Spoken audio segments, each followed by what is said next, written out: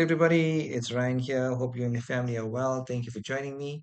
I'm board certified specialist physician, and today we're having a look at a practical approach to the clinical problem of dysphagia. If you haven't yet subscribed to my channel, I strongly encourage you to do just that. I would love to have your friendship on my channel. God bless you. Dysphagia speaks to generally difficulty with swallowing. Very important to differentiate this from odynophagia, which is painful swallowing. First port of call, ask the patient, has it been a grumbling, chronic, progressive kind of issue, or was it sudden onset? So straight off the bat, if it's sudden onset, you're thinking foreign body ingestion, you're going to go through, get some x-rays, and consider a scope, upper scope. Scope, scope, scope, scope, scope, scope, scope, scope, scope, scope, scope. You know the deal's right there, guys. Now, then we need to differentiate esophageal from oropharyngeal, right? And so oropharyngeal often accompanies neurological problems, like a patient who had a CVA or has weakness of bulbar musculature, someone who had myositis or myopathy, someone who had myasthenia gravis, etc. And they often have diminished saliva production, diminished mastication, structural or cognitive issues. Look for reversible causes, please. And then you might want to consider nasoendoscopy with a view to swallowing dysfunction, um, clinical assessment of that on video fluoroscopy. Having said that, oropharyngeal is not as common as is esophageal.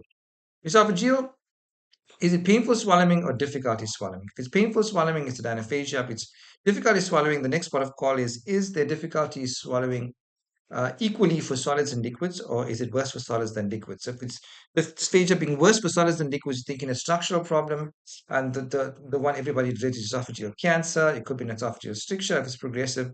If it's intermittent, we're thinking more along the lines of eosinophilic esophagitis or pool esophagitis, rings and webs, the typical Plummer-Vinson syndrome, which is iron deficiency anemia with cricosophageal webs, extraluminal compression from big old goiter or a thymus or a lymph node, etc. And of course, you want to go through to a scope to diagnose these. Right? So scope can be diagnostic and therapeutic. If the problem is dysphagia, which is equally bad for liquids and solids, it implies a motility problem, and that is when you want to assess esophageal motility disorder.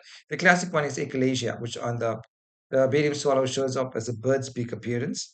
Okay, if the patient has features of systemic sclerosis, remember that can also cause esophageal dysmotility, together with other signs in the bowel. You get the gastric antral vasculectasia, you get the wide mouth bowel diverticular, okay, you get the diarrhea. And often, this systemic sclerosis comes in two different flavors, the limited and the diffuse. And the departure point is whether the skin thickening progresses proximal to the elbows and knees, in which case it will be diffuse systemic sclerosis. If it's not, it's proximal.